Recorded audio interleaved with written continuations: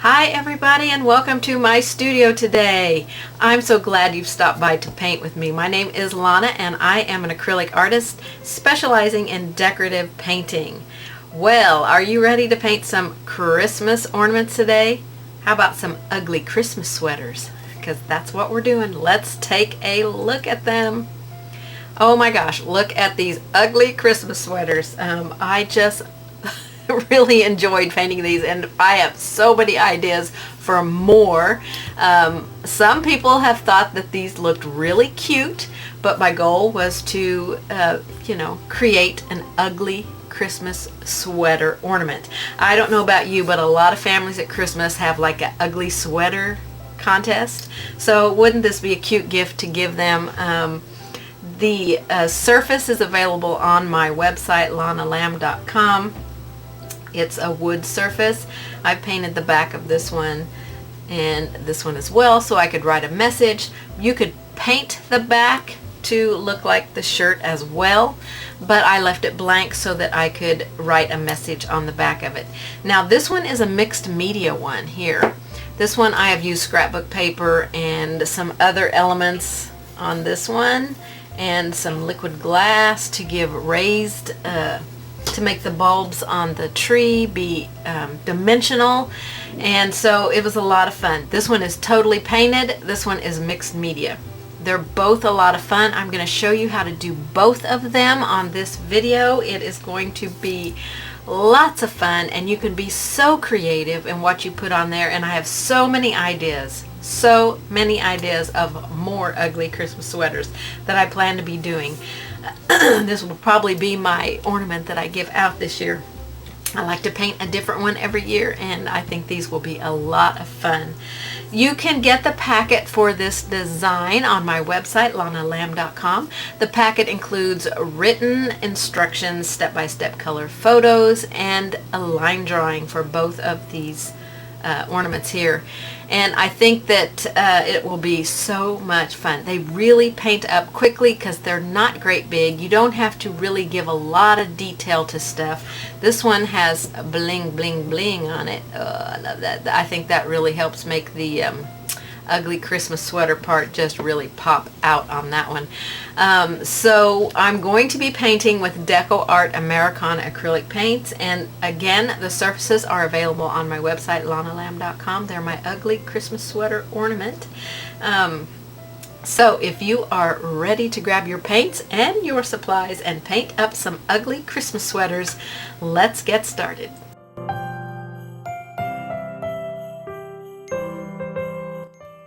Okay, so we're going to have a lot of fun, I hope, with this particular ornament. I've just had this one created and cut out, so I'm excited to be bringing some new designs for it. I've got a lot of really fun ideas on how to paint this up. I took my sweater idea and I put it in my journal page, in my journal book.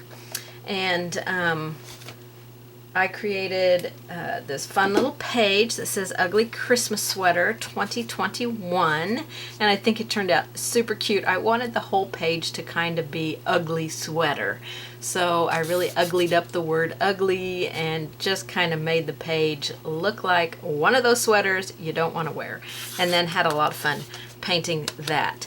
And of course I use scrapbook paper to cut out my sweater and adhere it.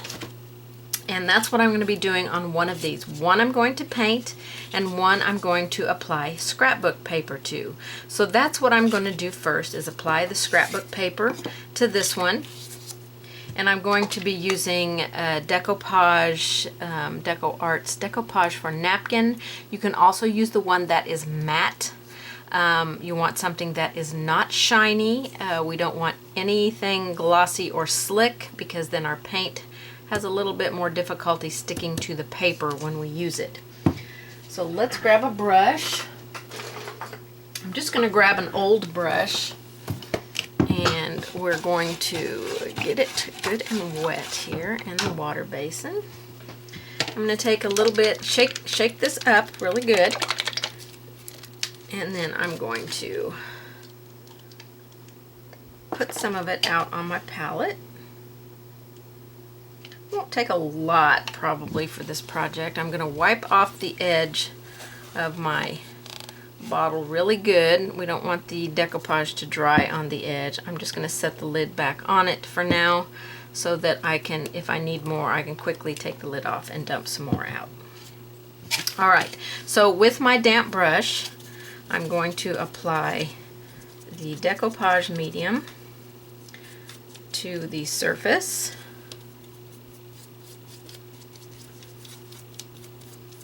And you can paint this if you want to paint it white so that the edges of your shirt are white to kind of match the paper. Whatever paper you're going to be using, the background color of the paper, you can paint the edges and just slightly in on the surface. That way if your paper is a little bit short, it won't be noticeable. I did put my ornament on my paper, trace it, and then cut it out. So I'd say it's probably going to be a little bit big. You can see where I have my lines on here on this one. So I'm going to apply decoupage to the back of this paper. I want a nice semi-generous amount. We want it to stay nice and wet so that when we apply it, we have a little bit of moving time with it. It won't just immediately stick to the surface. Now with raw wood, it is going to stick a little bit more than it would if it was base coated a color. So we're just going to rub it with our fingers firmly, but not pushing or, you know, really getting aggressive with it. We just want to make sure our paper is flat, especially on those edges. We want to make sure it is good and stuck on the edges. Okay, and then we're going to take our glue and apply it on top. You shouldn't get any bubbles doing it with this technique. If you do, a lot of times when it dries, the bubbles will disappear. If they are still there when you are done, when it's completely dry, you can take a straight pin and make sure I got glue everywhere. You can take a straight pin and just poke a little hole in it and take some decoupage on the tip of your finger and lightly rub it into that hole, and you should be able to push that bubble out. I've never had a problem with bubbles being in mine unless it was such a large piece that I didn't have time to get it all stuck down before the glue started drying, sticking to each other, because it will start sticking fairly quickly, adhering fairly quickly, and if I don't get the paper smoothed out on it fast enough, that's when I can get bubbles. So just be aware of that. On a much larger piece, you could get some bubbling in it, but I've never had it where the bubbles didn't just disappear after it dries. So that's something to just be aware of.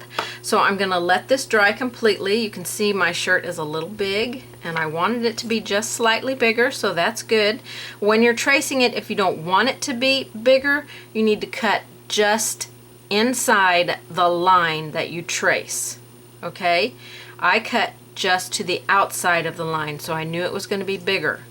If you want it to fit more closely, cut just inside the line of your tracing, and you're probably definitely going to have to apply a coat of paint along the edge of your surface, just inside the edge, just a little bit, in case it's a little short. That way you won't have to worry about coming back and trying to paint it after your paper is glued on. Alright, I'm going to let that one get dry, figure out what color of paint I want for this one, and then we're going to ugly up these sweaters. Alright, I've got mine. Paper is dry. I've trimmed it on these three. I haven't trimmed it on this one yet because I'm going to show you how to trim it. I've got two that are just painted on both sides. I'll probably be painting on the black one as a project for this video. But I did want to show you on the red one. I just painted this plain red. Now, with my red, which I used Santa red here, I wanted to show you the difference when you don't undercoat your red with like a light to medium gray. So this one I painted directly onto the wood, which is a dark color. Okay, so this is how this one turned out. And this side I painted a light to medium gray underneath my red, and you can see the red is much brighter. It brings that red up to the true color that's in the bottle. The side that I did not undercoat is not that true color right there. Okay, so if you want the true color that's in the bottle, you can undercoat your red with many colors. A lot of people do orange, a lot of people do dark green, but no other color have I found that to undercoat with that gives me the color that's in the bottle, which is the color that I want on my project, is a light to medium gray. I generally will undercoat mine with gray sky, but if I'm using black and white and I have it on my palette, I just mix my own gray. Just as long as it's a light to medium gray. You don't want anything really dark. You want it to stay a more light gray color. That gives you your true color, and you have to apply less coats of red. I think I had to apply 4 coats of red on this side to cover up this dark wood. And you see it's not even close to the color that's in the bottle. So, important information there. Great tip for you to have. Again, lots of designers, lots of artists undercoat with other colors. I personally undercoat with a light gray. So, I just wanted to show you that so you could see the difference. So I'm going to be painting on this one. So on this one I just found a paint color that was pretty close to the background color so that I didn't have to mix. Now another tip that I want to give you is that you should paint the back of your surface and the edges before you apply your paper. Now I did not do that because I'm pretty good at painting these thin edges without getting it on my paper. But for you, it would be tremendously much easier if you paint the back side and the edges before you apply your paper. That way, if you get paint onto this side where the paper goes, it's no big deal at all. Another important tip that I tell you in every one of my videos is apply multi-purpose sealer to your wood before you apply any kind of paint. You can mix this in with your paint, but I like to just apply it right on my surface. Optional for you, if you want to mix it in with your base coat, you can. I feel like it thins my base coat down a little bit too much, so I have to apply another layer. But if you don't get that kind of issue when you mix it with your base coat, then go for that, because I have mixed this with my base coat in the past, so it's a good option there. Apply it straight on or mix it with your base coat to save a step. But this helps the paint stick to your surface. Keeps it from soaking in, so you don't have to apply near as many coats of paint as you would without it. Okay? You're always going to lightly sand your paint, either in between coats or after your final coat, whichever you prefer to do. I do it both ways, depending on how big of a hurry I'm in for doing stuff. So I'm going to put these aside. I've painted this one black to go with this one, because those are not going to be in this video. And I'm going to show you how to cut around your surface here. So as you can see, I cut just right on that line, slightly outside of it when I cut out my paper. So that made it bigger than the surface, which is perfectly fine. You want to have a nice thin blade cutting tool of some kind. I really like this one when I need a new a sharp tip. I can just break off. It had an end on here. I think that would help me break it off, but I just use a pair of pliers. Put my pliers right on the line that is there. Let's see if I can get that line to show up for you guys. Okay, see that line? I put my pliers right against that line right there and snap it off, and then I've got a nice sharp tip.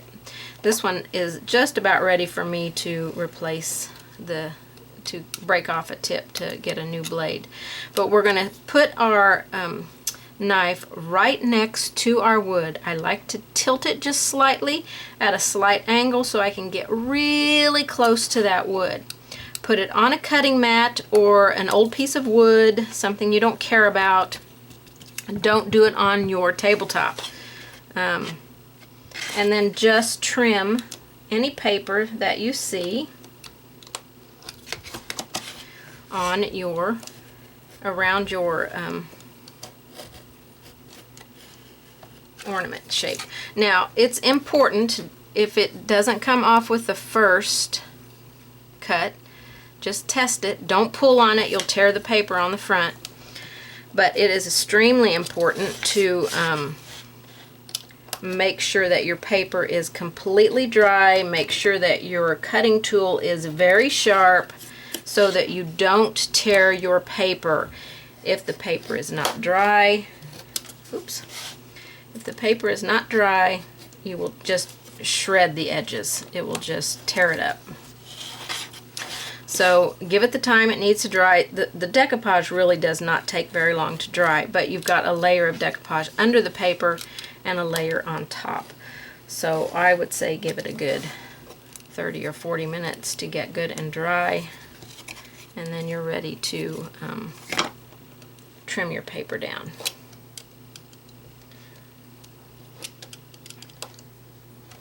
I feel like my blade didn't want to cut that, so it might be time for a new blade.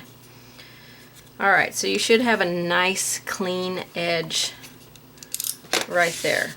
Okay, all that goes in the trash. You're done with your cutting mat, so you can put it away. Now, for the holes in the ornament, okay, so when you paint it, obviously you're going to still have your holes, but when you apply paper, the holes are not there. So there's two ways that you can get the holes in your paper. Well, actually there's more than two ways. I'm just going to show you two ways. So one of the ways is to get some kind of poking tool. This is very sharp on the edge. This is where you might want to have your mat back in here. Now you can feel the holes, but to make it easier, go from the back and poke a hole in it. Okay, then from the front you should be able to see your hole, and stick your tool in there and move it around to press that paper around that hole.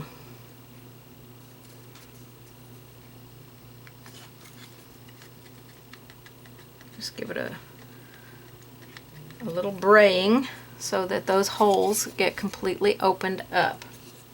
Okay?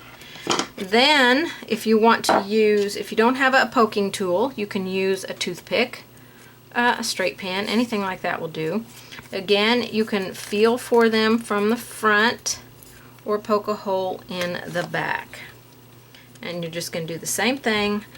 Work that in, bray the edges of that, the edges of the paper into, I'm missing my hole here. Okay, I'm going to have to poke this one from the back side because I can't feel it. Normally I can feel it. I could see it a little bit, but I couldn't get my toothpick to go in there. We want to make sure that our paper is all on the inside of that hole. Okay? So when we go to varnish it later, it will be down in there good. Okay? We don't want anything blocking our hole so that, you know, whatever we're going to use, wire or ribbon to hang this, we have a nice clear path to put that in. Okay, so now we're done with the cutting board and our little tool. Like I said, you could use a straight pen to poke the hole in as well. So move that out of the way. Now, when you're sanding your surface, you can sand it with a brown paper bag or extremely fine grit sandpaper. Brown paper bag's going to do perfect for, you know, just knocking down the edge on this, you know, keeping it from being rough.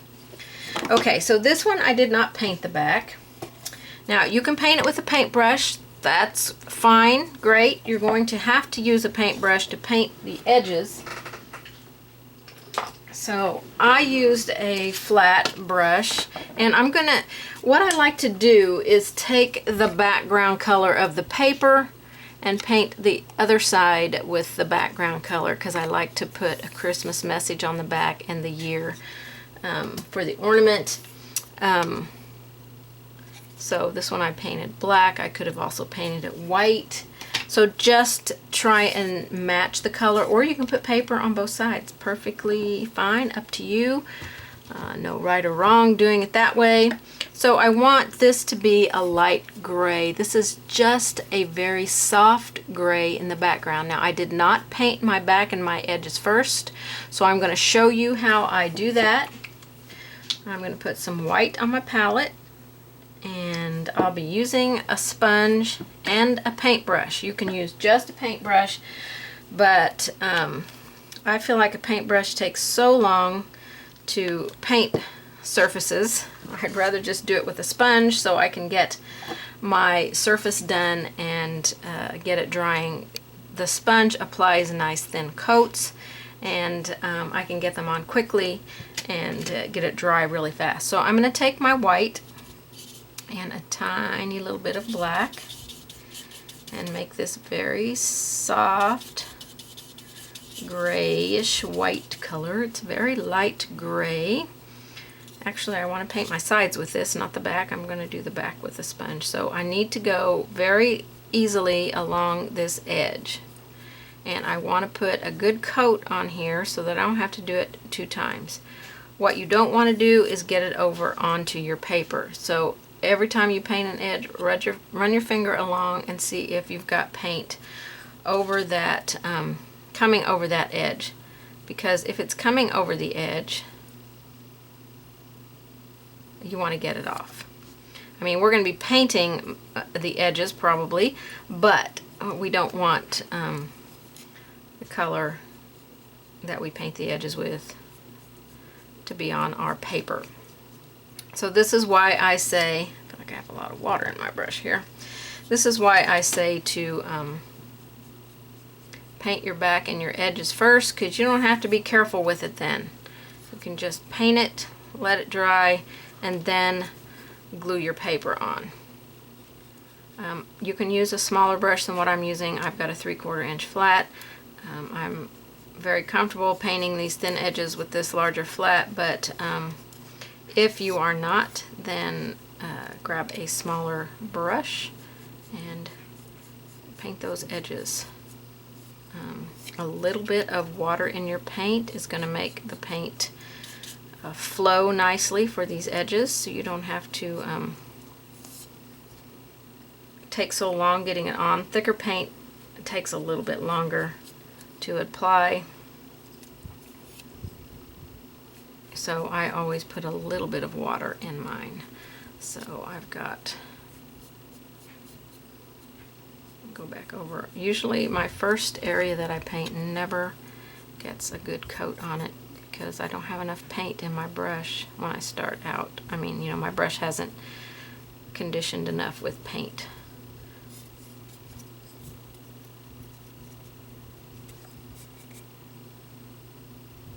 Okay, that looks pretty good. Now, I'm going to show you how I do it with the sponge. Let me mix up a little bit, quite a bit more of this light gray color. Alright, my sponge is damp. You cannot use a dry sponge, and it's dried a little bit while I've been talking to you. So I'm going to spritz it a little bit with water. So I'm going to load my sponge up, and I'm just always going to be pushing towards the outside edge. I'm not pushing it over the edge. I'm lifting it a little bit as I come off of the edge, almost flicking it. So this is going to put a nice thin coat on here. It will dry very, very quickly, and then I can apply a second coat and be done. Sometimes with lighter colors, though, you do need to apply a third coat. It's just the nature of the paint. So don't be surprised if you have to apply a third coat with a white or a lighter color. But the black should help keep it a little bit more opaque so that you don't have to apply more than a couple of coats. So I'm going to get this dry, get my second coat on. We're going to grab our paints and supplies and get ready to decorate up some beautiful, ugly Christmas sweaters. Alright, so I've got my line drawings on here. I used my white graphite for this one and my gray for this one. You can't see it real well. It kind of blends in with the paper a little bit, but we're doing a Christmas tree on this one. A big, huge bow on this one. Use my stylus to transfer my pattern lines on. So we are ready to start painting these. When we get done painting them, I'm going to show you some additional ways that you can really make your sweaters ugly. So I'll show you that at the end, a lot of different products that you can use to do that. So we're going to paint our bow in red, so we want to undercoat it with a light gray, and then we're going to start painting our tree in with some green. Okay, we're going to work on getting our base coats and our undercoats on this. So for our bow, we're definitely going to undercoat with our light gray mix. If you have gray sky, you could use that, but we've got black and white here, so we can just mix a light gray. I'm just going to use a small angle brush to paint this in, so I'm going to take my white and a little bit of black. I don't want this to be too dark. A nice light gray sky color.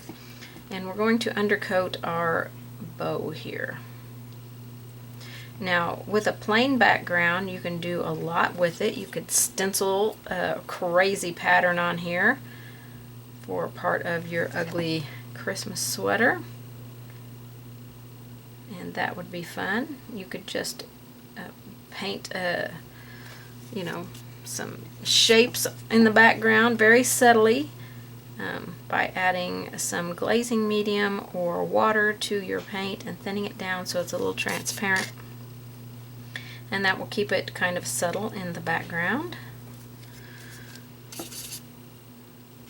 Just use a dark gray color in the background and it will be subtle. Or you can mix a little bit more here.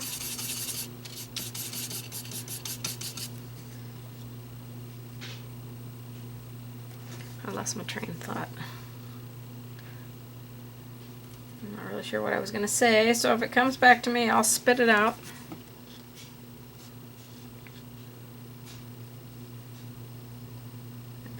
Painting in each place individually, because that will help you when you go to do your top coat, maybe not have to add on any details. And we're going to have some fun with this bow. So I'm applying this gray underneath my red, like I told you on the red surface that I painted. It makes a huge difference in getting the color of the red that you're actually using to be the color it's supposed to be. So, and I'm hoping I'm going to keep you on camera because I'm not going to use my artist table for this. They're small, so I might zoom you in a little bit closer here. Let me get this base coat on here. My top coat will go on, or my top 2 layers of red will go on the exact same way. Just right over that gray. Okay, so for our tree, I'm going to use this same brush. You could go to a small flat or a round brush. I'm just going to base it in with some foliage green. The trunk will be sable brown and the star will be primary yellow. So my foliage green, ooh, that's really thick, super thick. I'm going to start at the bottom down here, and it will definitely take 2 coats to cover this paper up. And I'm going to keep it, you know, uneven here, and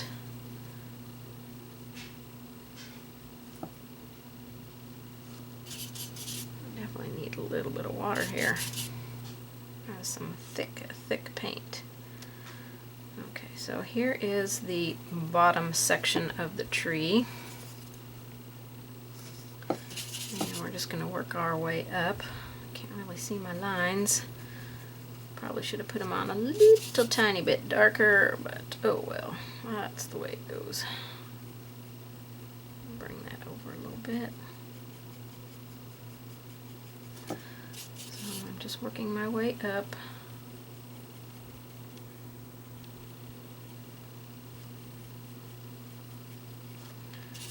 And one more little layer here at the top. So cute little tree there. And I'll apply a second coat. It might take a third coat to cover those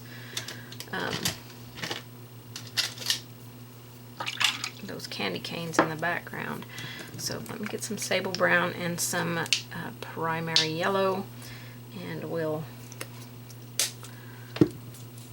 put our first coats on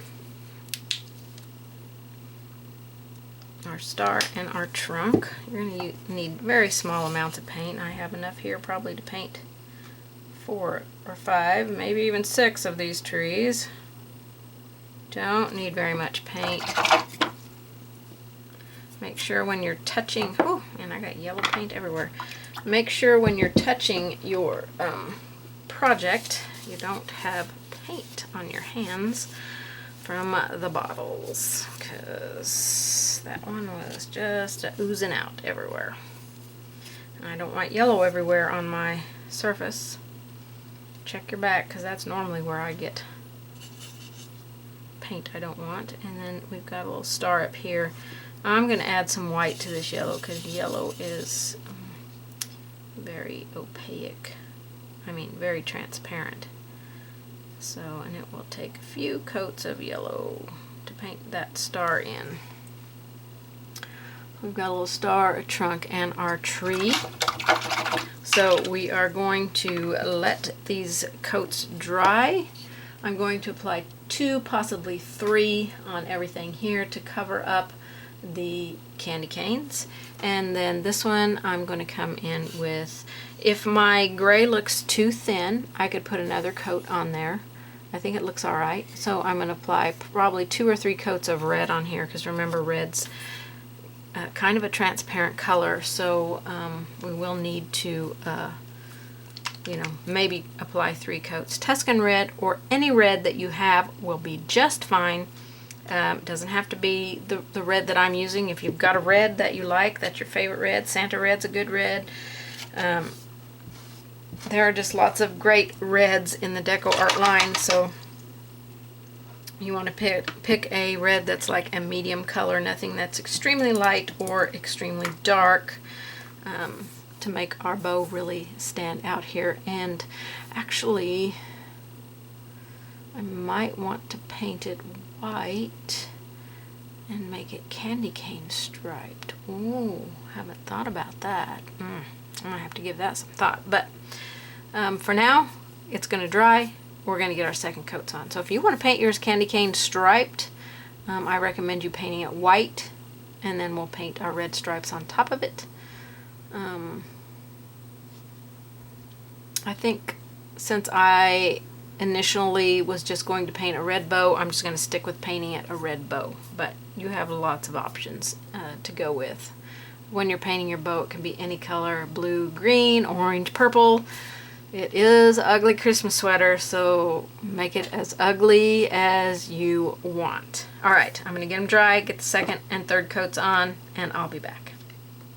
Alright, I've got my base coats on my 2. They are done. This one I'm going to keep an all mixed media ornament, and do some other things on the bottom of the shirt, the cuffs, and the collar. For this one, I'm going to keep it an all painted one, so I want to create a bottom to my sweater here. Try and draw a pretty straight line if I can. And then for the sleeves, we'll try to make them the same size. And then the collar.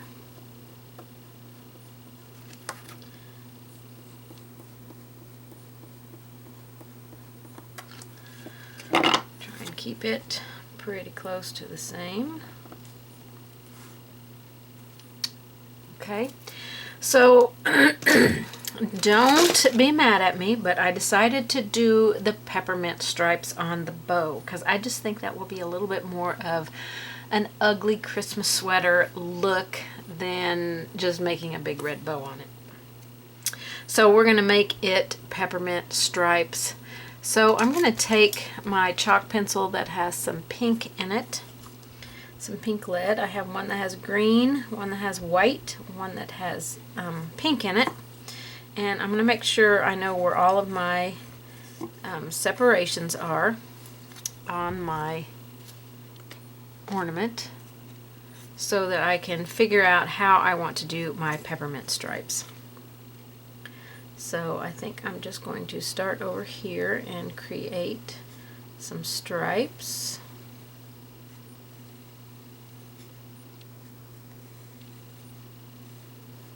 And then down here on the inside, they can go however you want them to go.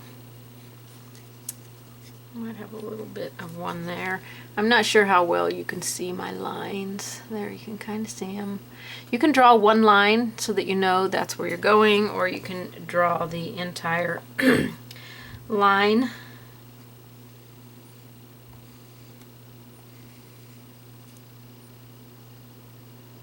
Let's see.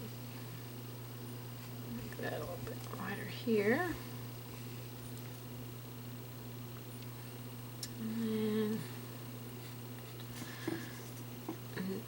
Let's do the knot.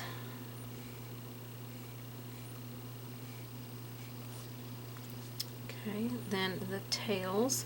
Now all of this will be on your pattern. If you get the packet, you'll have all these details on there.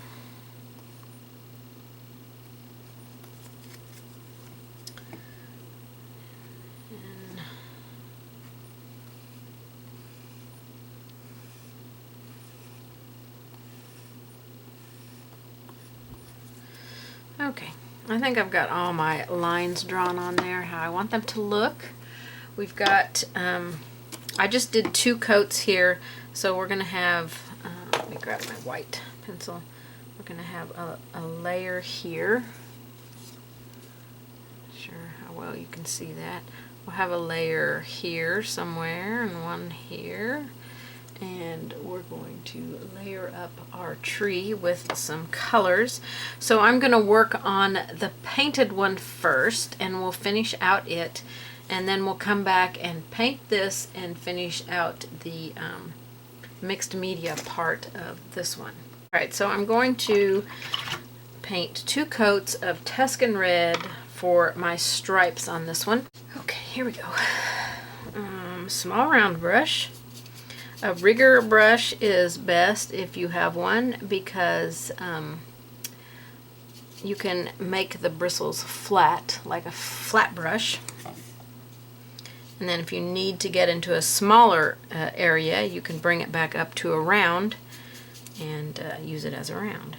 So I'm going to paint my stripes in, and I'll try and zoom you in just a little bit here. Since I'm holding this, I don't know if it would work if I put it on my turntable. I guess I could give it a try.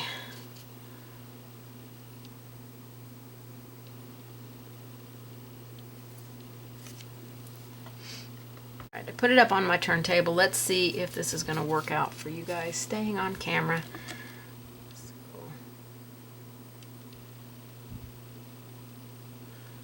Take it right over the edge here, kind of curve it down the side there.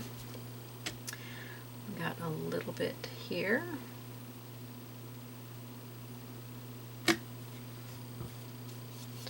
Mix a little bit of water in your paint so you've got some nice flow.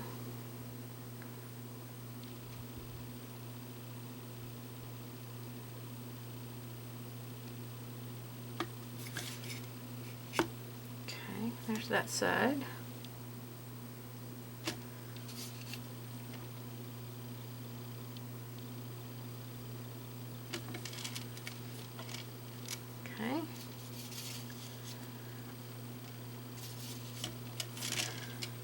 go to this side and work on it.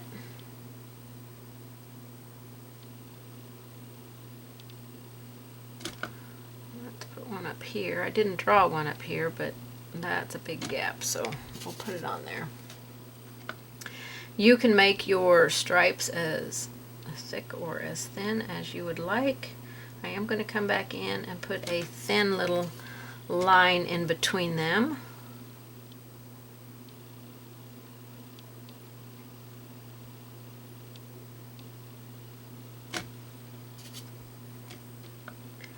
Okay, then this is the inside here, and I've got a couple of lines in here.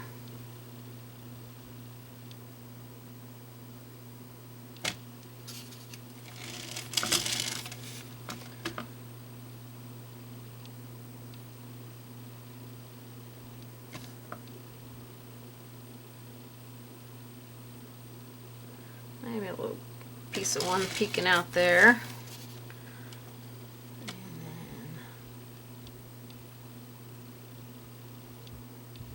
then on our knot here,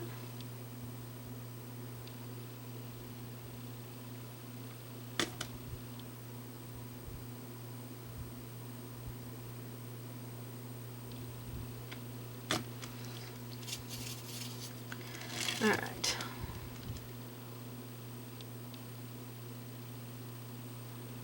Continue all the way. Now I'll probably come back and apply a second coat on these.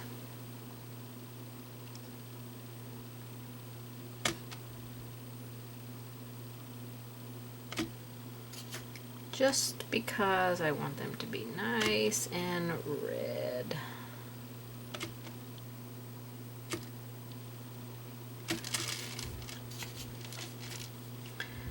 Alright, and then this one I'm going to have the stripes coming this direction.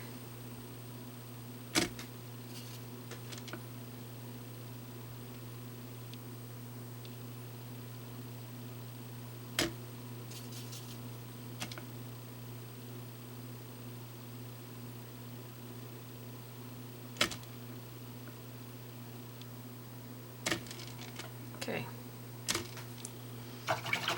Alright, let's add a thin line in there. So you're going to want a detail brush, like a 10-0, something that can make a really thin line. And we're going to add a little water to our paint and thin it to a nice flowing consistency like ink, so that we can make some nice thin lines. Wipe my brush out and then reload it. Tap my paper towel to get all the excess paint off. I'm not sure that's going to be thin enough. It is a 10-0 liner, but I'm not sure it was going to make a line as thin as what I would like for it to make. So I'm going to get a different brush here. I don't know about this one. This one has very short bristles, and I like brushes that have longer bristles, but I'll see if this one will get the job done. So I just want to put a line in the center. This is also a 10-0, but it's a short liner, and I do have this brush on my website. Let's put a fat one right here, a little fat section. I don't want a lot of paint built up on the tip of this little brush, because it's going to do like I did just right there and make my line too fat.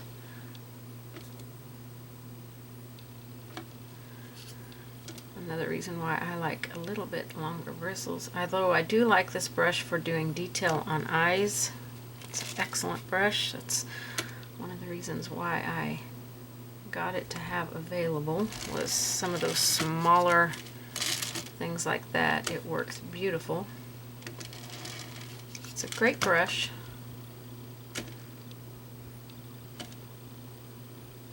And the paint does seem to carry, and it very well, which is good. We're looking like peppermint now, aren't we? Ooh, baby.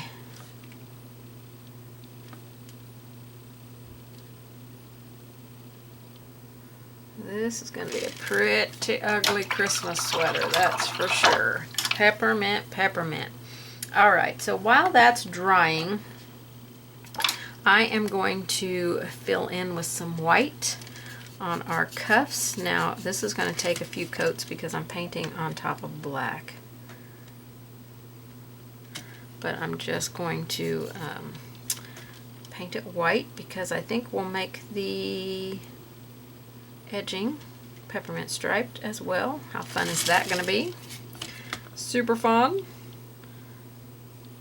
So let's work on the getting our 2 or 3 coats on here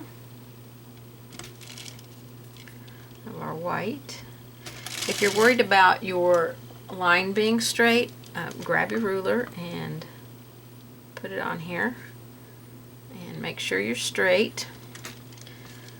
My bottom edge here isn't wanting to paint very well.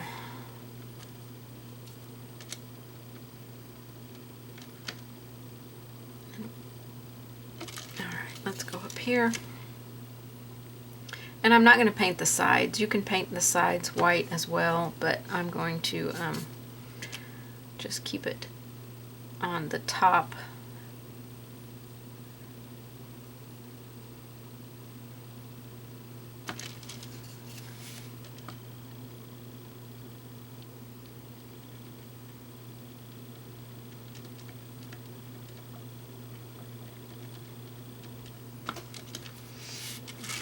Do up here along the collar. Make sure when you're thinning your white paint down, you're going into clean water. Do not go into your dirty water. You'll tint your white paint, and mine would be tinted pink if I was going into the dirty water because my dirty water is pink from painting with the red. So don't do that. You don't want to tint your light colors. Always use clean water when you are thinning down your light colors. Okay, so that is one coat. I'm going to let it dry and go ahead and get my second coat on. I think 2 coats on here is going to work okay for this, and then we'll come back and add some stripes onto our other areas here. All right, I've got my 2 coats on my white areas. Now I really want to make it more ugly, so I'm going to use leaf green and paint stripes on the cuffs and collar and everything instead of using the red. The red would also work, so if you want to go with red, you can certainly do that. So I'm going to take my round brush. I'm using a 2 round, by the way. A 1 round would also work quite well. I'm going to keep it more of a round brush this time and not flatten it out for a flat brush. And I'm just going to come in here and start adding some stripes. Now I still want to make sure I leave room to put a thin one in between. And we're going to go all the way across on everything and apply our stripes. If you want to measure to make sure that you get them all exactly spaced just right, you can do that. I, however, want this to be ugly. So if the lines are not perfect, that just helps with the ugliness of it.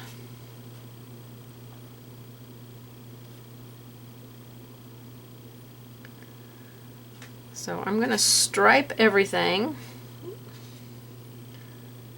and then I need to get my second coat of red on my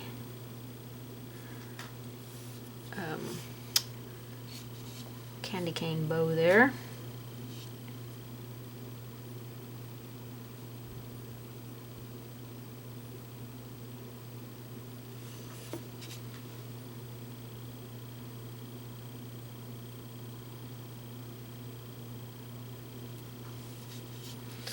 Okay, go around the collar here. I'm going to start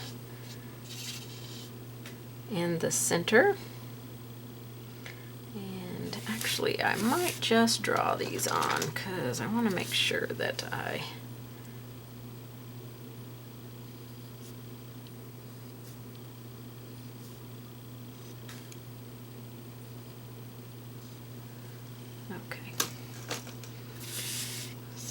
you probably can't see, but I drew those on. There you go, you can see them. So I'm going to put my brush where that line is in the middle of my bristles and paint my stroke.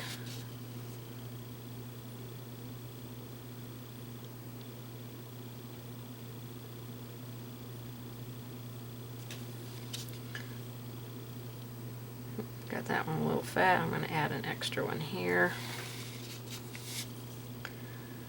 I want to even this one out a little bit. It's not quite.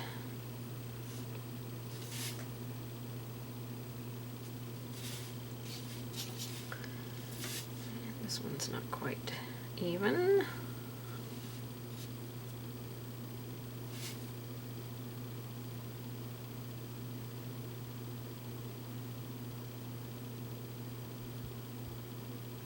And of course you're going to want to do 2 coats. So 2 coats of the green, 2 coats of the red. I'm going to go off camera and get my second coats on all of my stripes.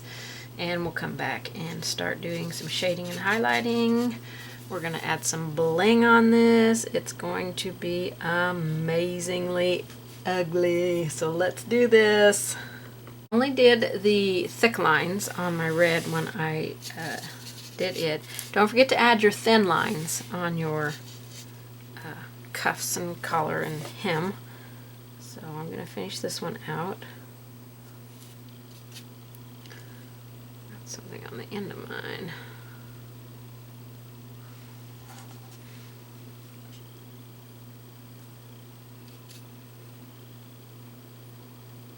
Now don't worry about getting into the black if I get paint, because it's just straight black, so we can come and clean that up when we're all done if we need to. Oh yeah, that's looking like an ugly Christmas sweater, I'm telling you. That is definitely on the ugly side. Right, let's start shading on our bow here. Now you can take the red that we base coated in and add a tiny little bit of black forest green and darken up that red. Let me show you how that will look, or you can get some cranberry wine. So the choice is yours. So there's cranberry wine. Here's my red that I base coated with, and a little bit of forest green, and that's going to make a nice dark color. Very easy to make. Let me do the cranberry wine beside it. You can kind of see how they look. Very similar. Cranberry wine's a little more transparent, so you can use whichever you want.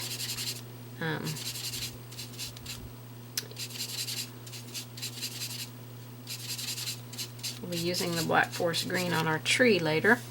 So we need to separate everything. So I'm going to go around the knot, and I'm using a 1/4 inch angle brush because I don't want my floats to come out very far.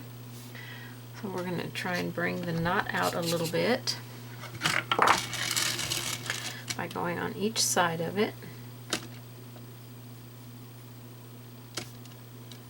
Okay.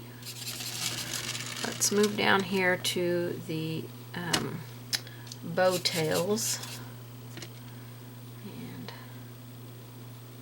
we'll float a little bit here. And underneath this one, I want to give that around the knot a little bit of time to dry.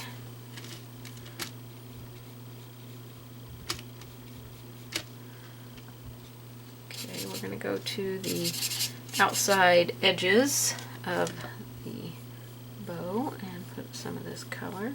This is a nice soft color. It's very sheer. We can darken it up with some of that green or even with some black. I prefer to darken it with the green because that doesn't make it quite so stark as it does with black. Okay, let's go inside here. So now we're definitely starting to look like a bow here.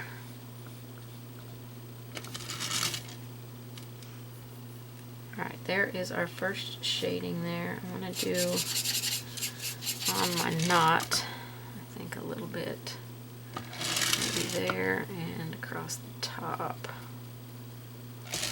And we'll highlight more in the center of that. Let's go down an edge of our ribbon. Excuse me. So I'm just going to go along this edge here and inside here. And we'll just continue to bring this down.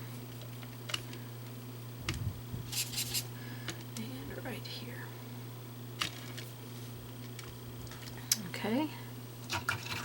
So that's looking pretty good for our first shading on our bow. I'm going to go in here and erase the graphite lines that I didn't paint up to. Get them out of here and out of the way.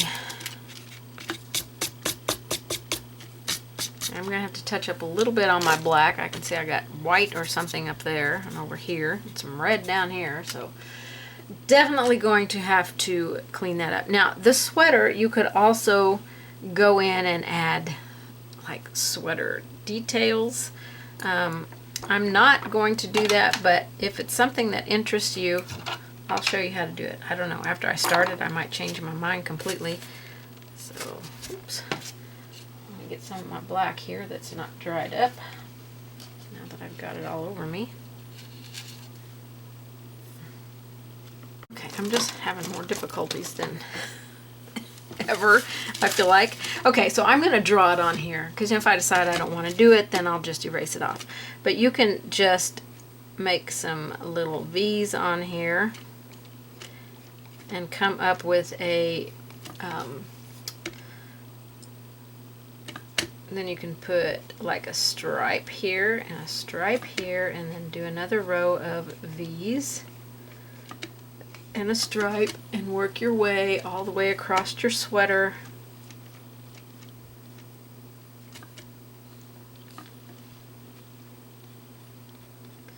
And you'll be doing this with a light gray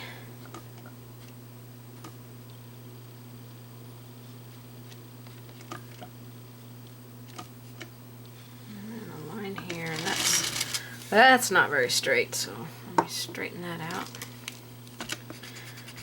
Maybe take a ruler and draw some lines on here. Oh, but I want to freehand everything. Okay, there we go.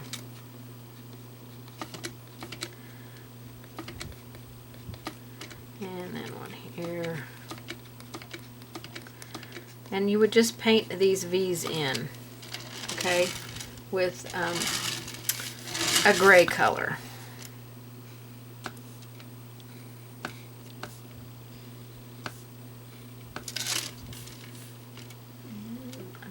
How straight some of these are, but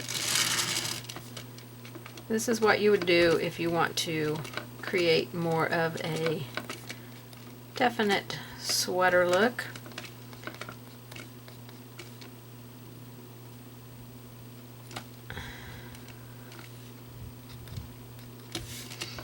And we'll take this one all the way up, and this line. Now we're at the sleeve, so with the sleeve you want to come this direction.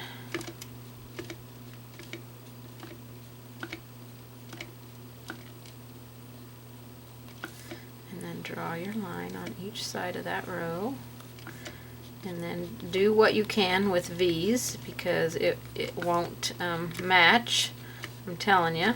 So just the way it works with sleeves. I mean, they won't be even rows, so you'll do that.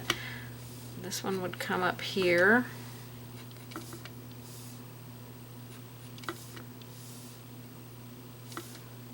feel like I have too narrow of a row here, so this first one must be too wide.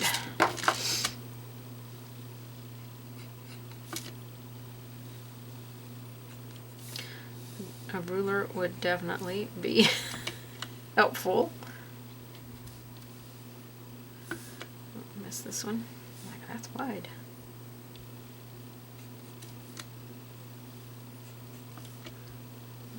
Here.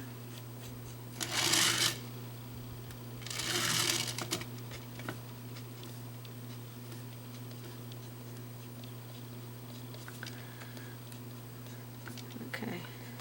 So just whatever V's you can get in these lines, that's what you'll do. And we want it to be kind of subtle, so it will be like a dark gray value where you can barely see it. And that's not straight. Let's make it straight. Okay. And this you'll probably want to do before you paint in your bow, because this is an afterthought for me. This is how I design.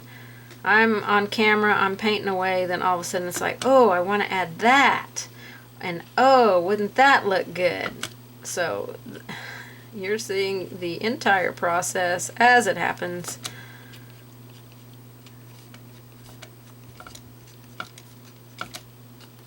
And you don't have to draw all these on here. I kind of did this for your benefit, so you could see what it looks like if you paint it in more as a sweater. But I would definitely paint all those little lines in before you paint your bow in. That way, if you get some up in your bow, you can cover them up very easily. So let me show you how to paint those in, because I think I'm gonna like those in there. It's definitely gonna make it look more like a sweater. So I'm gonna grab my 10-0 brush here. I'm gonna take some white and my black, and we're gonna make a dark gray value.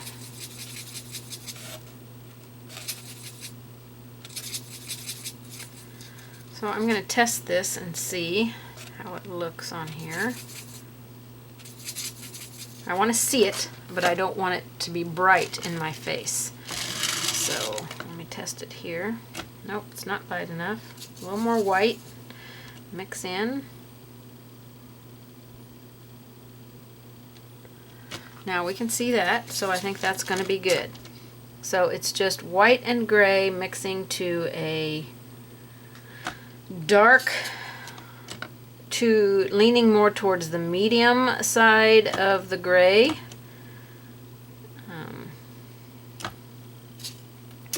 And then just make your little V's everywhere. You can do X's. You can make your sweater, your knit sweater, any old style that you want.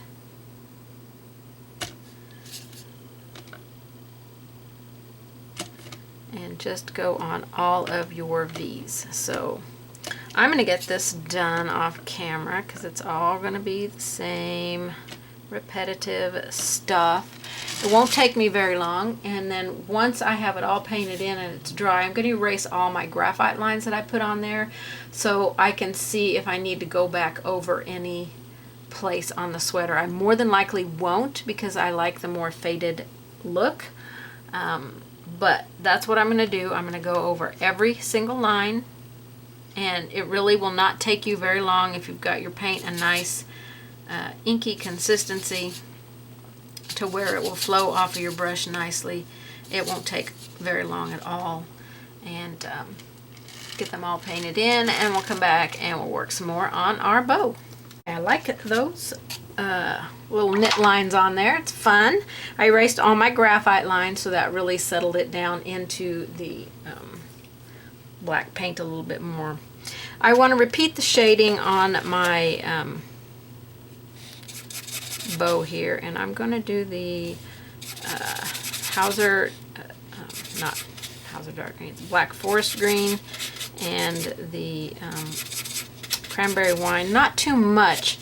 of the Black Forest green because it will definitely make that look very dark and muddy kind of color. So just a nice little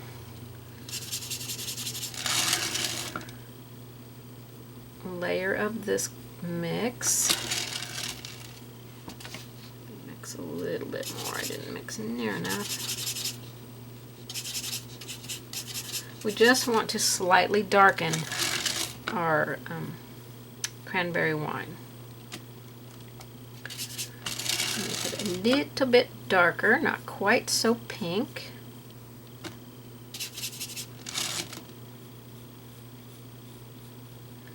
This is really going to help give us our shadow areas. And one thing I did forget to do was paint in the kind of wrinkle lines.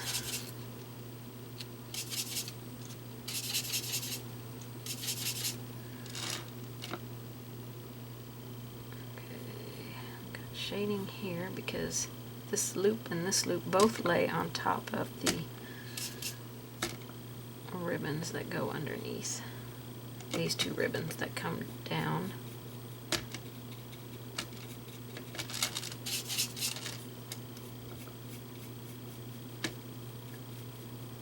So we're just repeating everything, every place that we shaded again. In my paint here.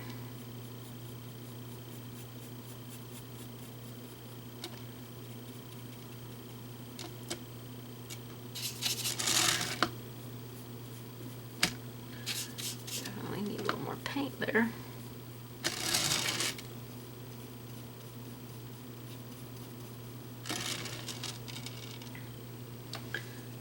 Okay, that's looking pretty good. We may want to darken a couple of areas again.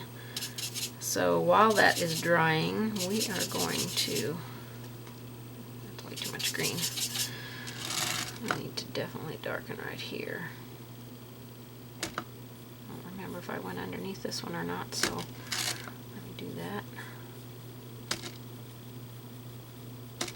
These are the darkest areas right in there. Oh, let me do my little line. So I'm just going to be up on the toe of this brush and create 3 little lines coming from there.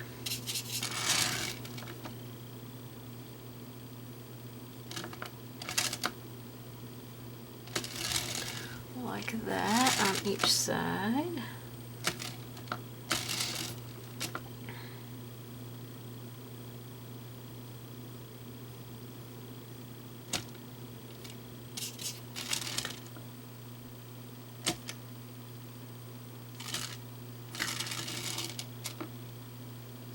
And then we'll highlight on them here in a minute.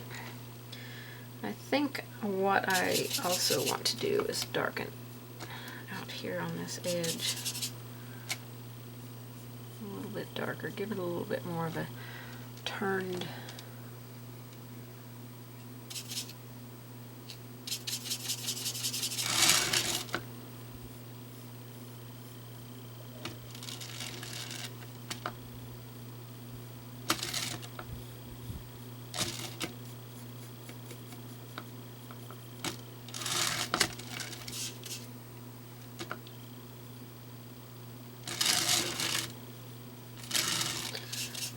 I want to go around this a little bit more.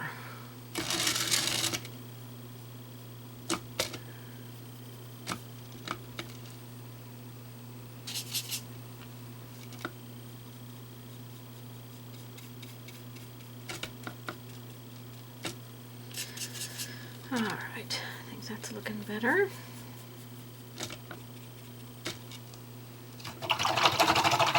Okay, we're going to let that dry a little bit and work on our green part down here. I want to take that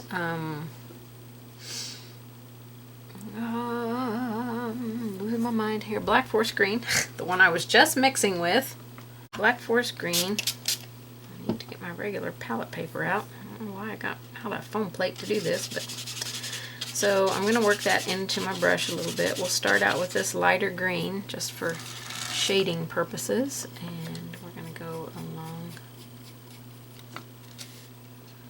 here.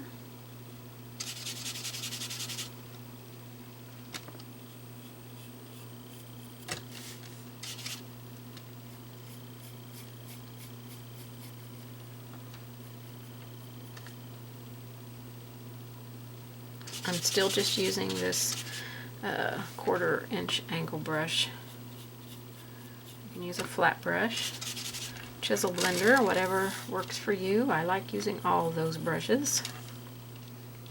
A little bit more paint.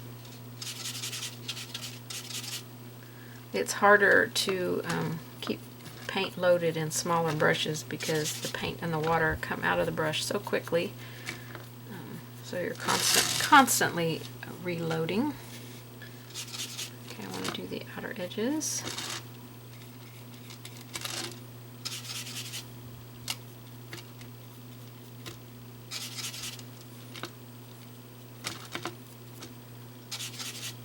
And up here. Okay, so that's the first shading on the green.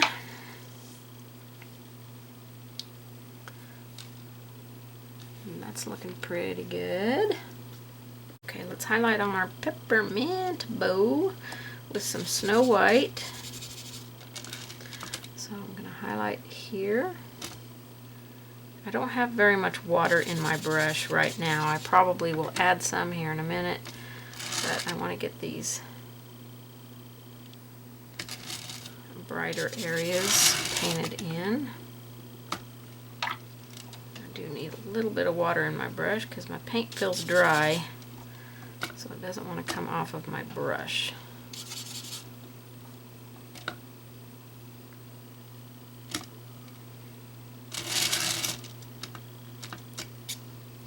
It's a little bit wide of a line there.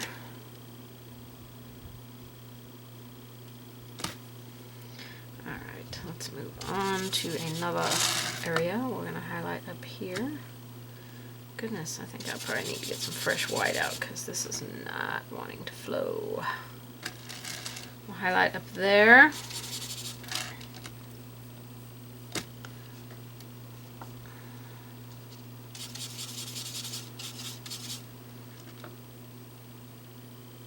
Up here.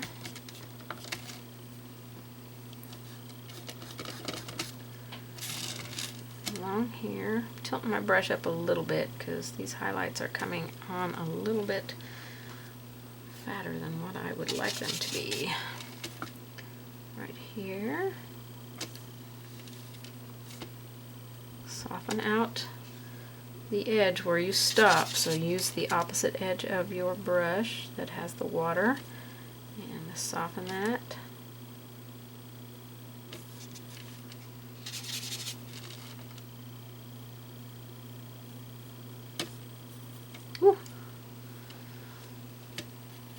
Paint all the way across on my brush there. Clean that out of there. I have to clean my brush out because it's like filled up. Alright, let's go into a highlight here. I'm loading my brush every single time that I use it because I'm using up what little bit of paint I have in it. And we'll just do that and kind of walk it over a little bit.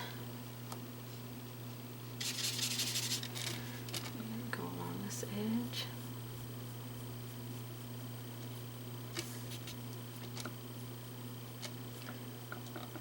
We'll walk this over a little bit. Not a lot. Alright, we need to create the shine that peppermint has on it. So I'm going to thin some white paint down. That looks gray. Let me get some fresh white out. I'm first going to put this on my little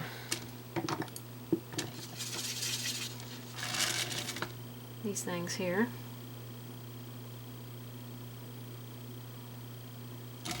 Highlight them.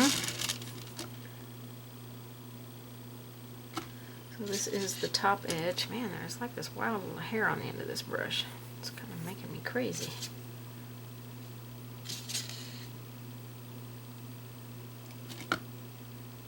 It's still there. I have to get some scissors and cut that off. So a little highlight there. And then we're going to create the line down the center here. Here. Give our peppermint its little shine. We'll put one here. I need a little bit of water in my paint here. And here. And through there.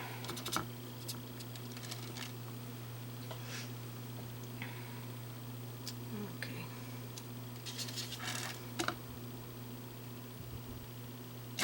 We'll definitely be blinging this up, so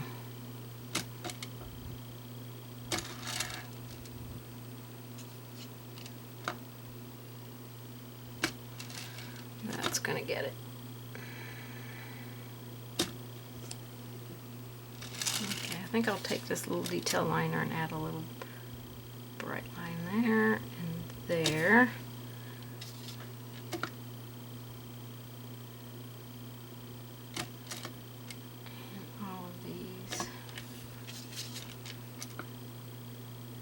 Edges that we highlighted, we'll just give it a little bit of a bold. Make sure we go all the way out to that edge.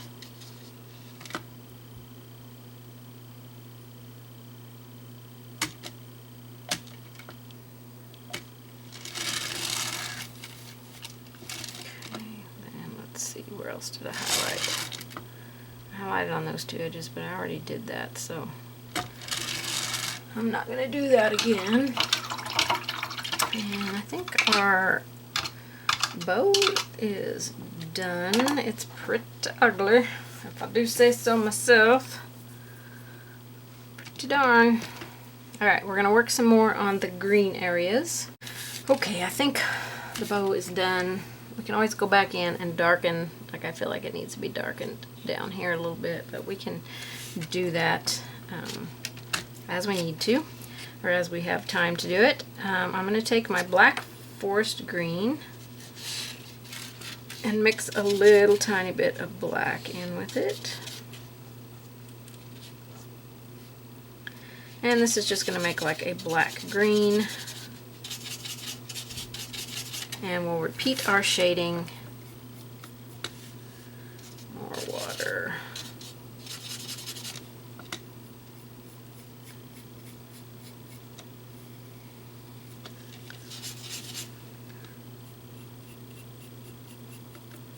So just a little bit of, ooh, that's a lot of black.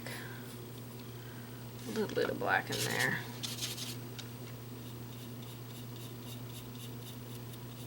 I have to redo that one because I had way too much water in my brush and I just pretty much wiped it all away.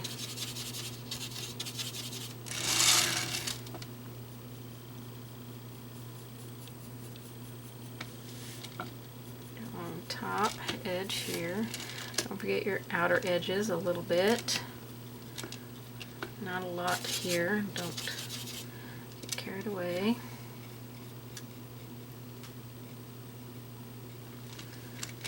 I think that's dry, so let me see if I can smooth that out. Bring it down so it's not all like right on that top edge.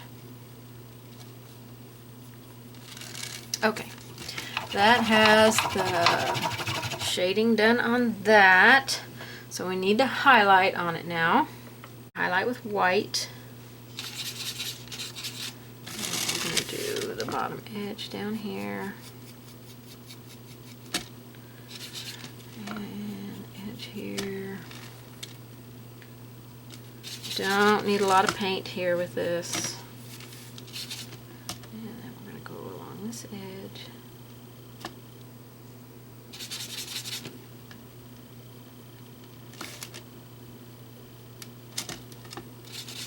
And just highlight along that edge there. And repeat any place that it fades back in there. We're not putting much paint on, so I'll probably go right back over any area that you need to. And that's the highlight on there. Now before we shade on the shirt, and we're just going to do a small amount of shading on here, I want to make a little bit lighter gray color and highlight on just a few of the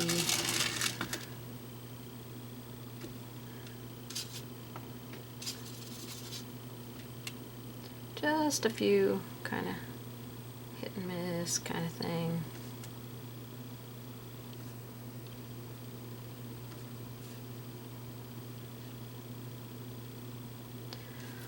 Put just a little bit on there. We're not filling in the whole spaces, we're just creating a little bit of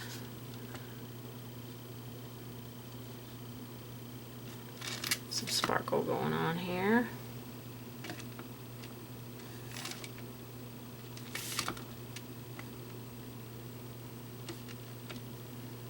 As you can see, I'm not doing very many.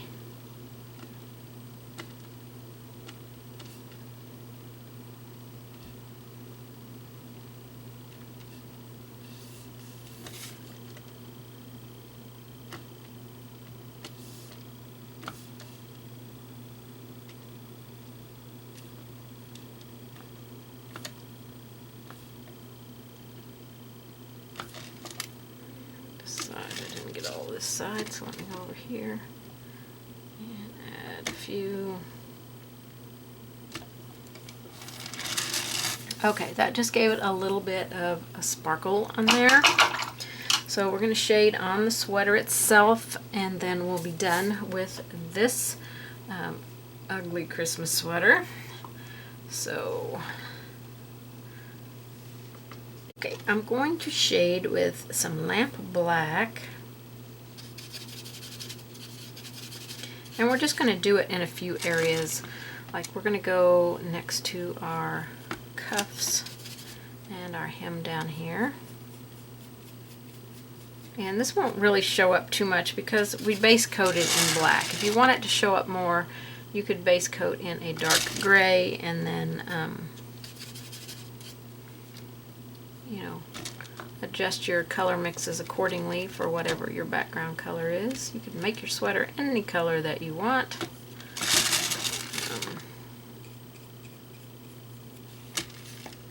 So that's pretty much it. You can go around the bow if you want it to pop. We do want to add some bling on here.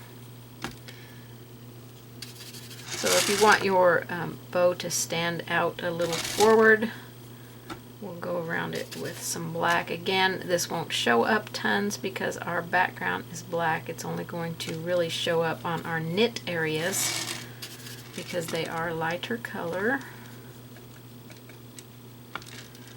And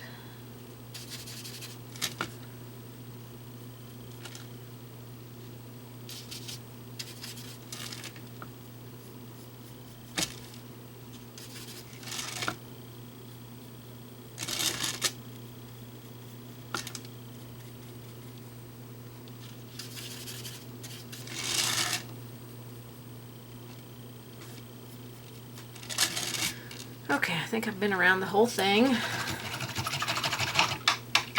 So that's not going to push it forward a ton, but it did push it forward. So let's do some blinging up on here. I'm going to use Galaxy glitter. It's got bigger chunks of glitter. So when I was going to paint my bow red, I was going to use just the red nebula on the whole entire bow. But I'm going to try and do it just on the stripes, and then I'm going to use this one on the green areas. So we're going to put both of these out on our palette. Okay, so you can definitely use Glamour Dust if you want. The ice crystal and the red one in the Glamour Dust. I can't remember what the red one is called. This is Clear Ice Comet and Red Nebula. So I'm going to put the clear ice out, and this one is going to go on my green stripes.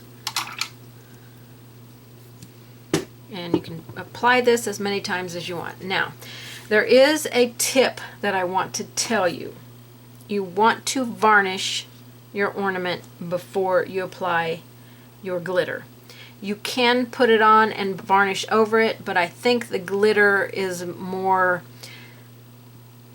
bright when you varnish first and then add the glitter on top of your varnish. So you can do whatever works for you, but I am going to I'm going to try and get it just on the green stripes, but I might kind of give up on that and just do the whole cuff thing. I don't know. It's a tough call here. But this has super big chunks of glitter in it.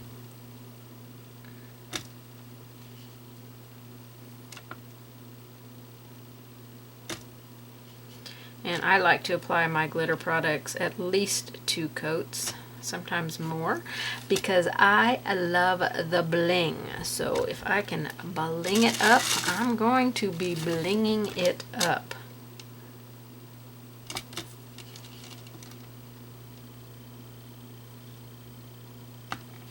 I'm not giving any pressure to my brush. I'm just skimming it across so that it is laying that glitter on there. Okay, so I will definitely be applying a second coat to that. Let's see how the red looks on our red. It might cover up our highlight too much, so I might have to go with the clear Comet. But let's see. Ooh my gosh, that is so pretty.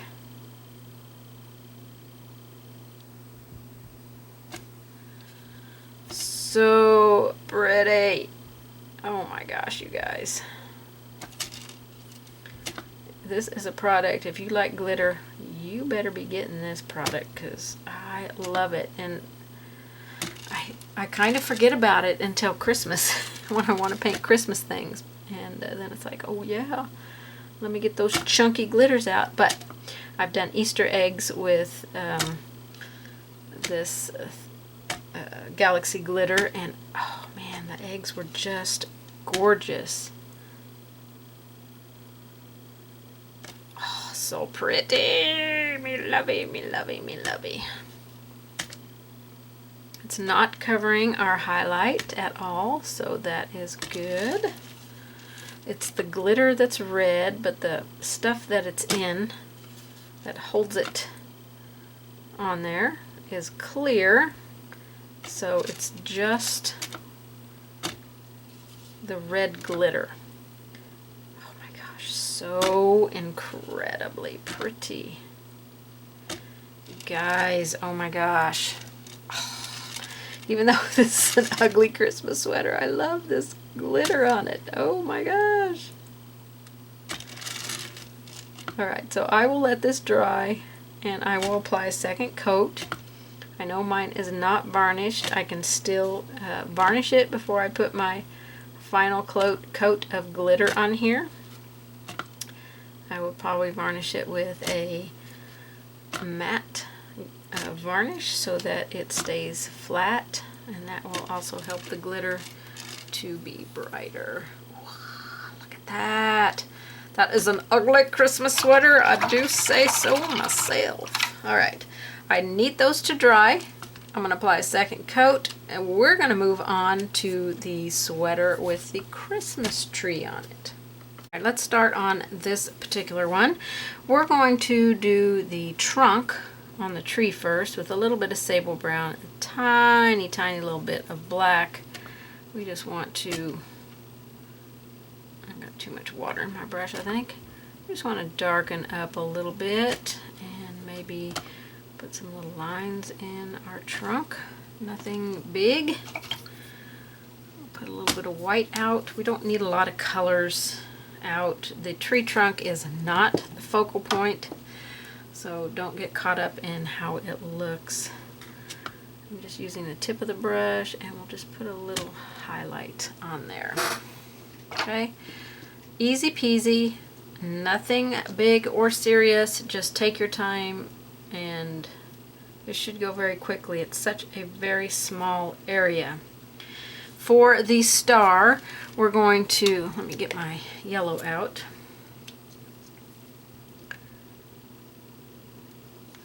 We're going to take some of our yellow and mix a teeny tiny little bit of the sable brown in there to darken it up, make it a more goldy color. And we're going to put this at the bottom of the star and along the bottom edge of the two arms.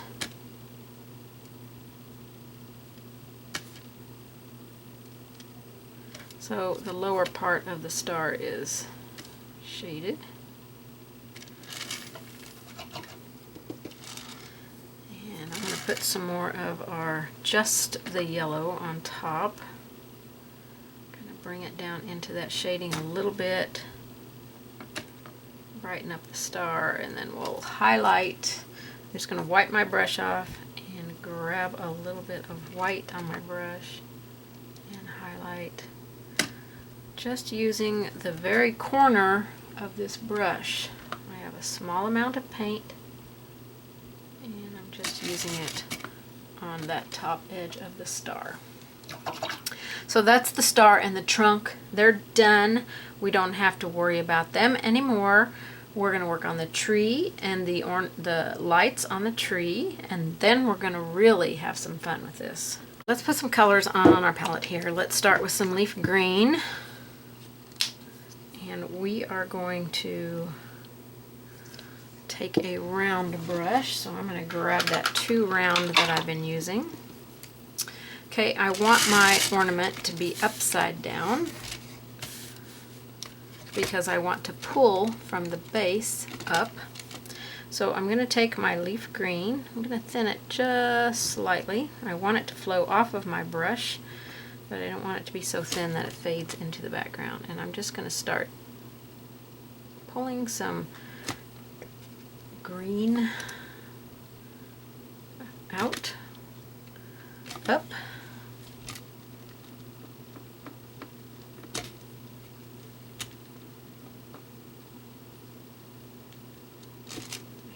up towards that next section. We'll have a little light area right there, and we will be shading that later with a darker color.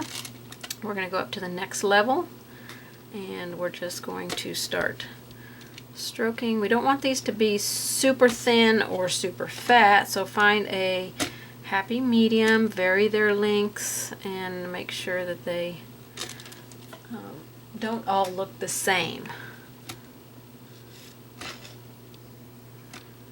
Continue to add water to your paint as you need it to keep it a nice flowing consistency. Okay, we're going up to the next one. You see, I'm not filling in all the way up to the next section. And then our top section.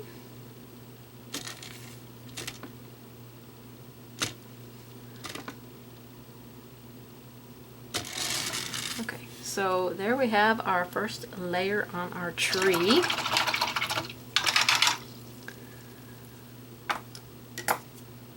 Let's put some sour apple out. Now this is a little bit, it's a bright green. I love it.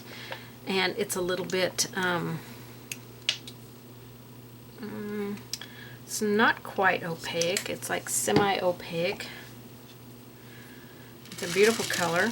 If it doesn't show up well, we can add some white to it. Actually, let's add a little yellow. See if we can brighten that up a little bit. So I'm going to mix equal amounts of my primary yellow and I don't want it to look like foliage green, so I'm going to add a little bit more yellow on here. And we're just going to do a few of these. We don't have to do a ton of these.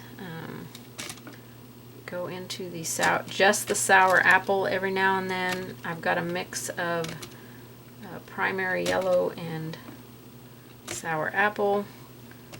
And then every now and then I'm going to just tip into the sour apple and bring some of that in. And this is a quick little thing to do. Don't fill in your entire tree. Okay, we need that layer to dry. Then we're going to do some shading and we'll put our lights on here. Okay, let's put some Black Forest green out. And we are going to shade where each of these sections are. Now this is where you can really develop the look of your sections and make them come up and go, have a little bit of movement under them. Bring that down just a little bit.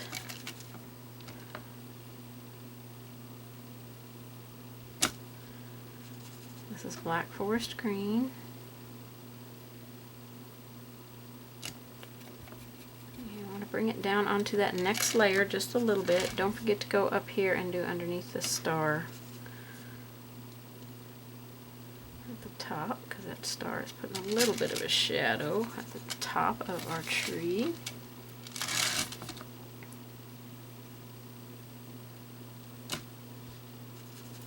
We'll come back and darken this a little bit.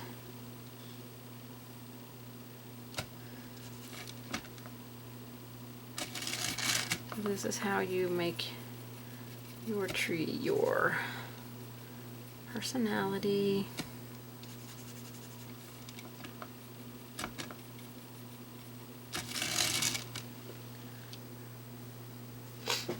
I think I want to bring that down a little bit more onto our branches. So I'm going to use a little bit more of this Black Forest green, just a little float of it, and let it come down a little bit more.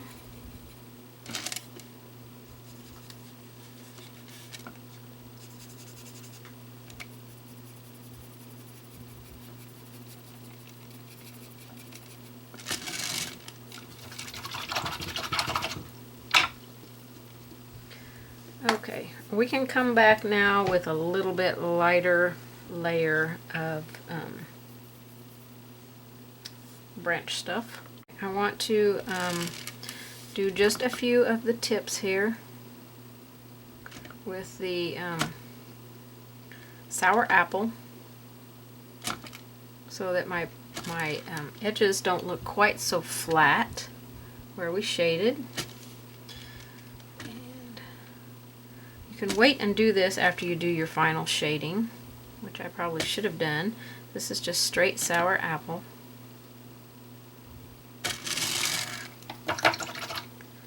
And now our final shading on here is going to be Black Forest green and a little bit of black. This will darken up that green to like a black green.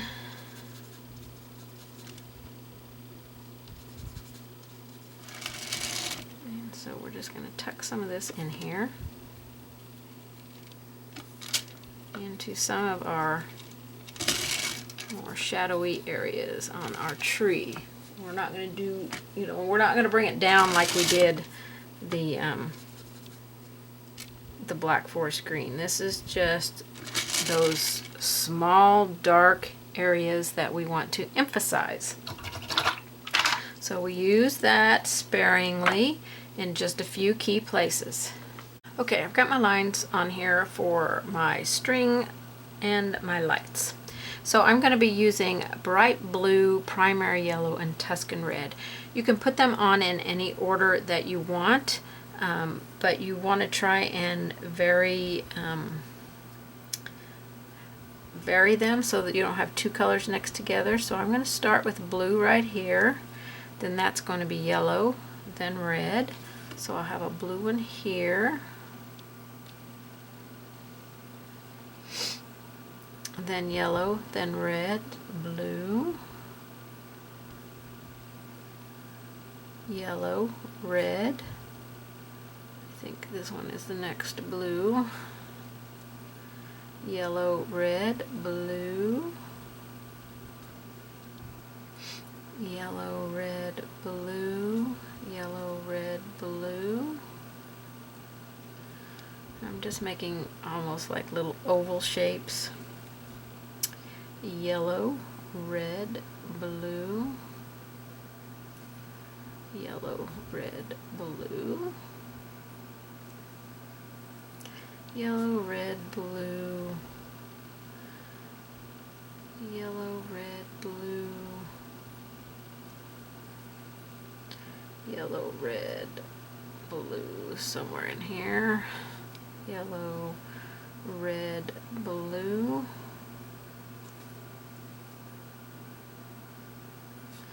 yellow, red. Okay, so it will probably take 2 coats to get them nice and opaque. So we're going to go with yellow next. Yellow, red, blue, yellow, red, blue, yellow, red, blue, yellow, red, blue, yellow, red, blue, yellow, red, blue, yellow, red, blue, yellow, red, blue, yellow, red, blue, yellow, red, blue, yellow. And you can make all your bulbs all one color.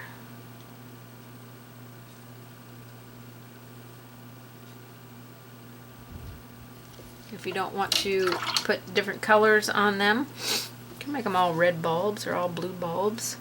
Alright, so what's left will be red. So I'm looking for all my ones that are left.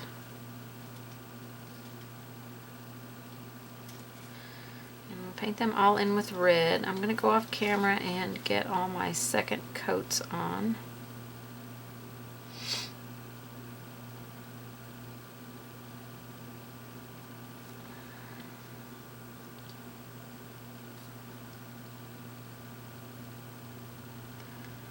I'm using a 10-0 liner, or a 1 round would be good for these size of bulbs so you don't get them too big.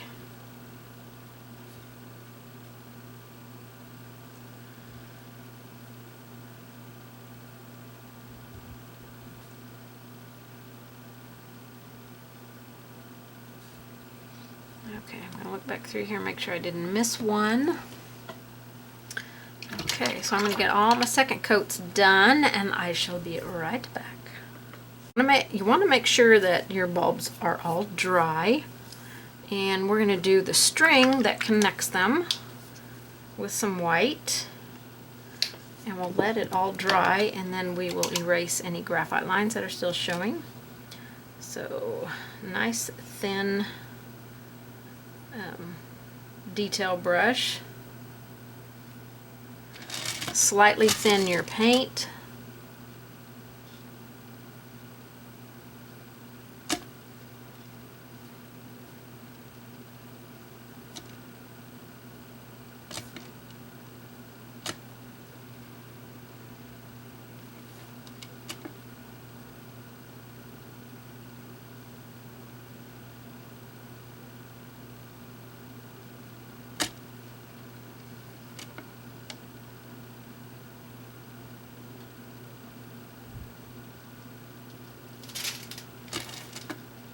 Just follow to where your lights are. That's going to be the most helpful thing. You want to connect them all. It's okay if they aren't on the line that you drew. Just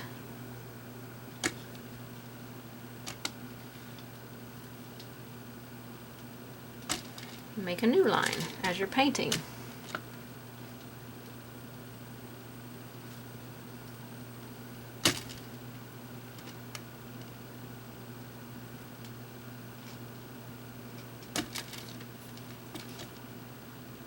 Try to keep it thin. Don't let it get super thick. Mine got a little thick through that one, but it's going to be all right.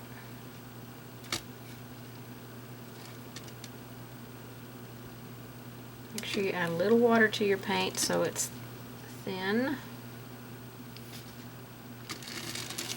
So all your lights should be connected now onto your tree. So we want to erase any graphite lines that are left on there. Your white paint should dry pretty quickly, at least mine did, because it's hot here and my ceiling fan's on. I want to make sure I erase any lines that are still there for the bulbs. And we're going to brush that away from our paint. So we've got our tree on here. It looks pretty good. I think I want to take a little tiny bit black. Really hoping that wouldn't squirt out on my hand.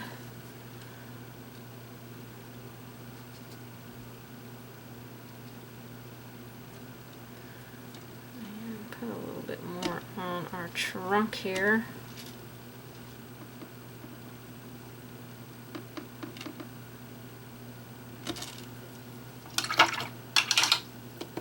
Anytime you feel like you lose anything, just go back a step. So I'm going to put a little bit more brown back in here. Whew, a lot of brown. Just a tiny little bit back in there. I don't want to play around with the tree trunk too much. It's not important. It's not the focal. And so we're going to get ready to add some really fun elements on here. First, before we do that, take it off my easel. Okay, I'm going to bring in a piece of scrap paper, and I'm going to varnish this with some soft touch varnish. I'm just going to brush on a couple of coats. It won't take very long to dry. It's matte, so it won't have any sheen to it, but I want to have it dry before we add our other mixed media elements to it. So I'm going to shake this up.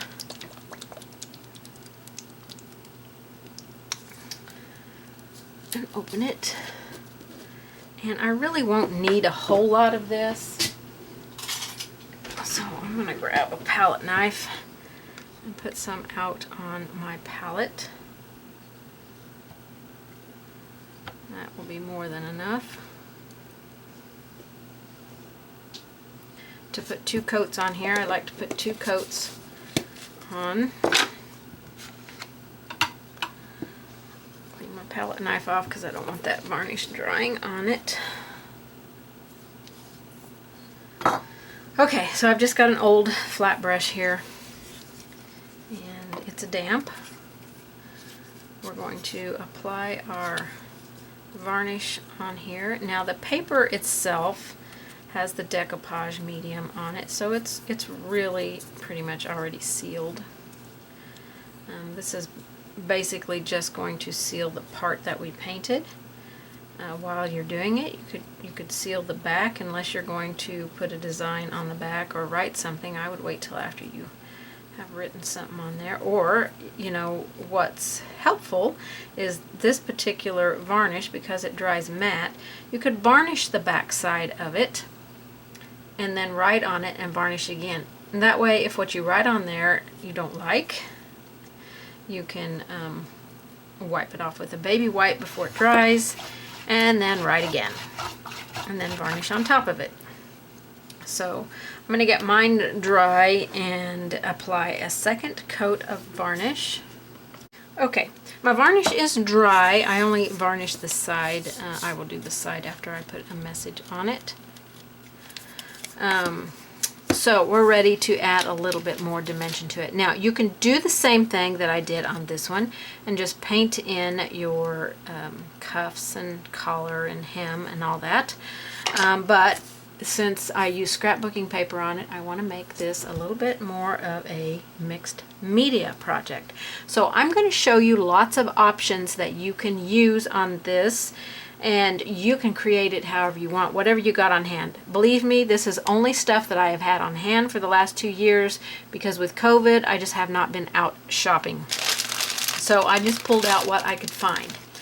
So you can use some pipe cleaner, some bright colored pipe cleaner. You could use a red one or a silver one. You could put this along cuffs, maybe double it up, would be fun. Along the bottom as well. You could have a lot of fun with that. You could do any color that's on here. If you really want to make it an ugly Christmas sweater, you can put this purple on there, because there's not purple anywhere on this. So that is an option. I'm going to show you several options of stuff that you can use. This is a piece of stuff. I think I got it in a package. I'm not 100% sure at Michael's one year. So you could like glue that along the bottom and a little bit on the cuffs and the collar and give it that really fur look. I kind of like that, but I'm not sure if it would cover up too much of my sweater. I'd really have to get that just on the edge there so we could still see the tree. So that is an option.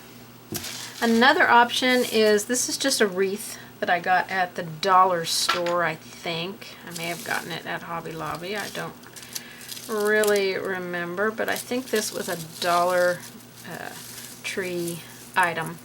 You can take a piece of this, cut it off with some wire cutters.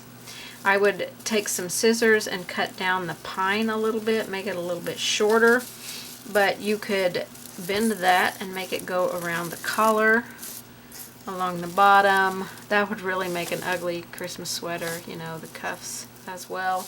So that is an option.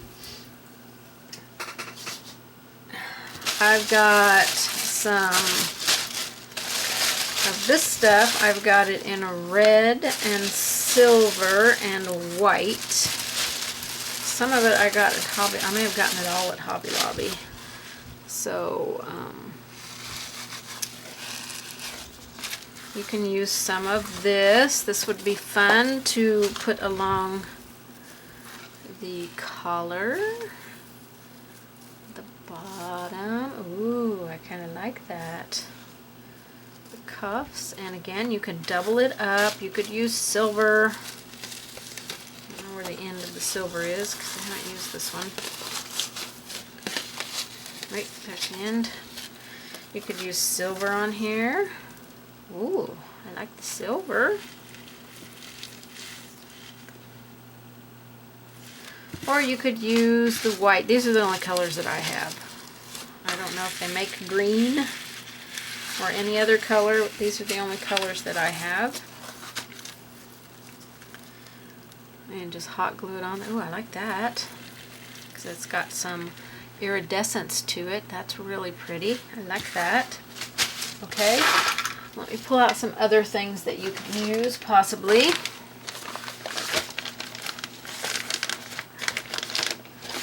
Oh, you could use some of this garland. This is, let me get it open here. Find the end. Ooh, that's really cool. You could use some of that. Oh, it's got stars on it. How fun is that? That on there. Oh, that'd be cool. Lots of cool options. I'm going to have a hard time deciding what to do. This is going to be so hard. You can put some of this on it. I would cut it down to like where it's 2 rows and put that on. I only have blue, but this comes in lots of colors, and let's see, I'm pretty sure I got this at the dollar store.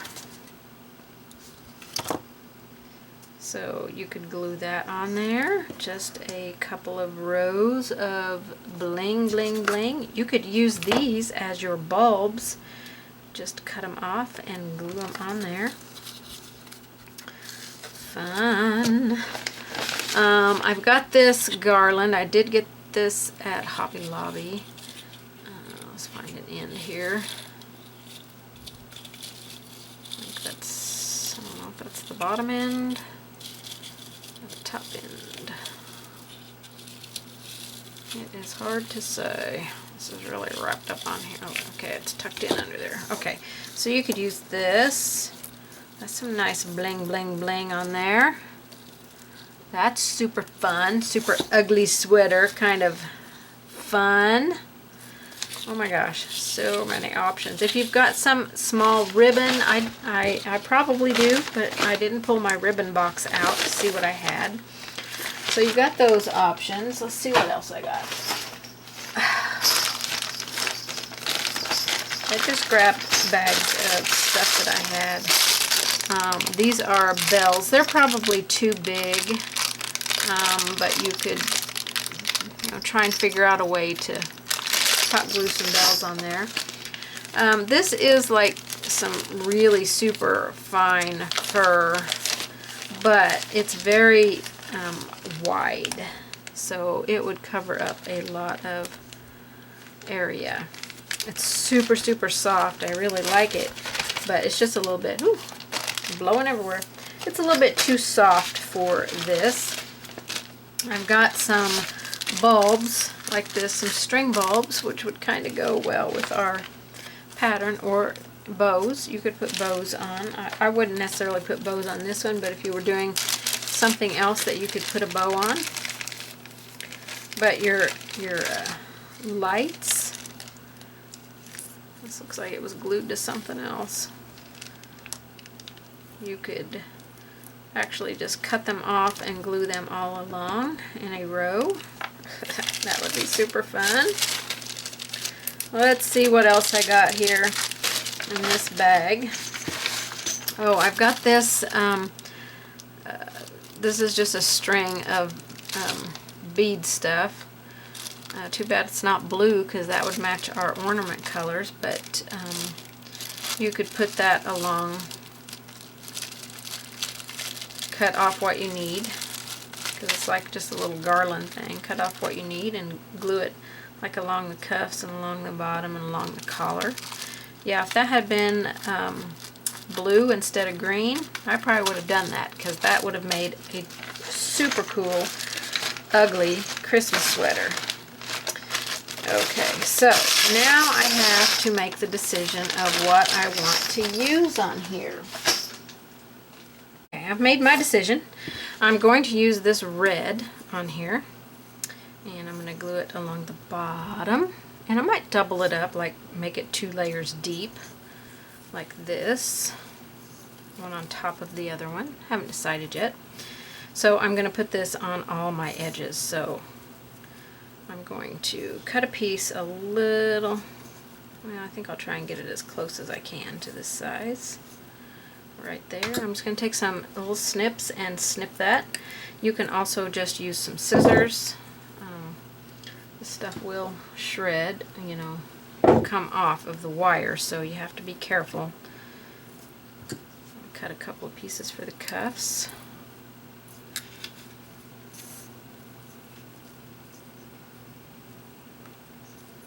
And then a piece for the collar.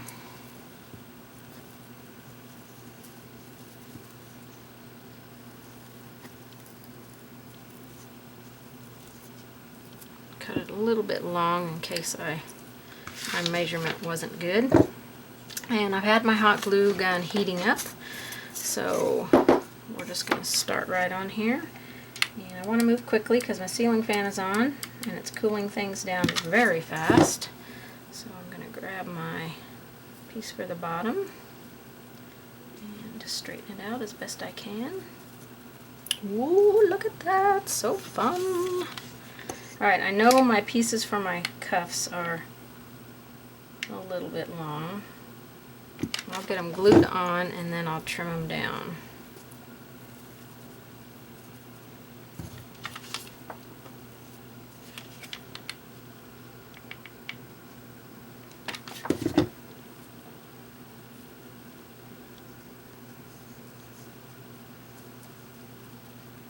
Okay, up here at the collar.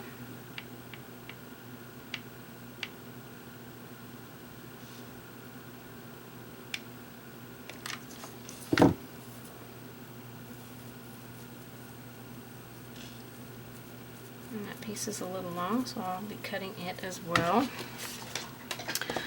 Oh my gosh, that looks so good.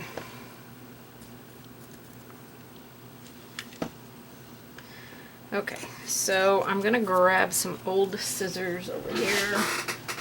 Hopefully they're old, because I don't think I can get this in here close enough to cut. Let me see if I can. Well, I could on that.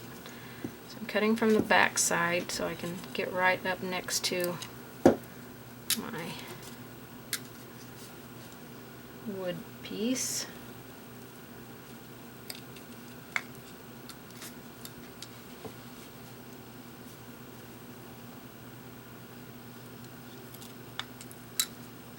I'm putting the flat part of my cutters, because see, that's the part that catches it. This is the flat part. I'm putting it against the wood so I can get right against my wood there.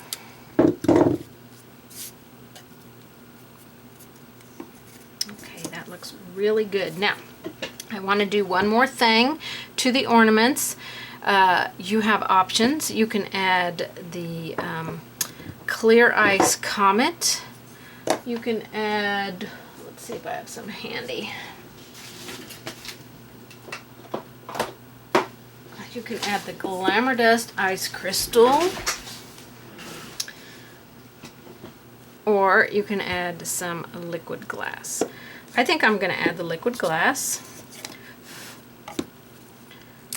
So this will dry clear. It goes on milky and then it dries clear. I'm going to put it on my star and all of my ornaments. So let me get it coming out here.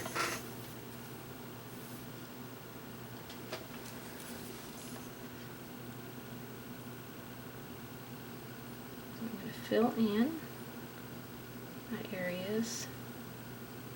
And I don't know if this will take very long to dry as hot as it is today, but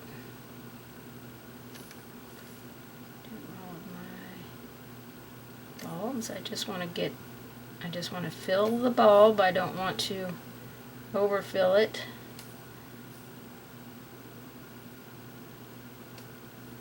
This will stay raised. You want to do this after you have varnished.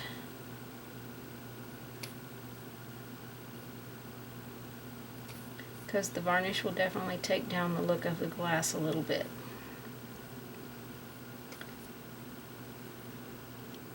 Dries clear and shiny, so it will make them look like they are actual bulbs on here, which is fun. I think, make sure I'm not missing any. So it's candy canes, it's kind of hard to tell.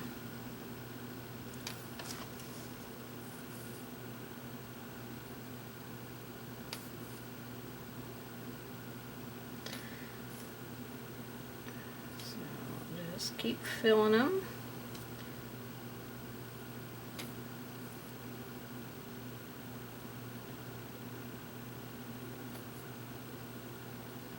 Just glue in there.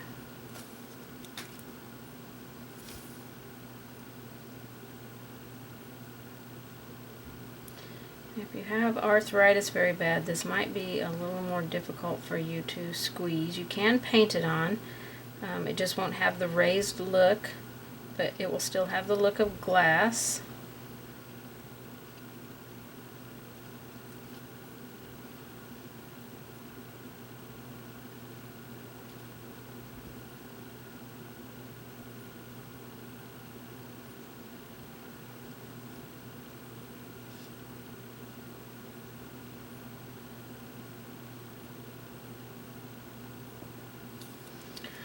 Okay, I think that I got them all. I will take this lid off and go and clean it really good, make sure nothing dries up in it, but it's the Media Line liquid glass. And of course you could add the Galaxy Glitter or the Ice Crystal, either one. Could add that onto the background if you have an area in the background that you want to bling up. So this just has to dry. And after it dries, I'll come back and show it to you and show you how glassy looking that it is. Alright, so here are our two ugly Christmas sweater ornaments that we painted today. I love how they both turned out. They are definitely ugly Christmas sweaters. I went back in and applied another coat of glitter on top of the varnish because I really wanted that glitter to stand on top. Look at that blingity bling bling bling. Oh, I love it. I love it. And then on this one, the liquid glass is not quite dry. There's a few in here that are still a little cloudy, but it dries perfectly clear and does look like glass. It is dimensional. Let's see if I can get the dimension to show. See right there, all those bumps? It's dimensional. You can feel it. It's so cool. But those will be blinging up as soon as all of that liquid glass is completely dry. They'll sparkle just like real glass. So I hope that you have enjoyed these two projects today. I have so many ugly Christmas sweater ornaments lined up to paint with ideas to paint on them. So I will be doing that over the next day or so and coming up with a lot of great ornaments to be painting for the ugly Christmas sweater season. So I hope you guys have enjoyed it. Give me a thumbs up, like, comment, and share on my video. I appreciate it, and I appreciate you. I will see you guys on the next one. Thanks so much, everybody. Bye-bye.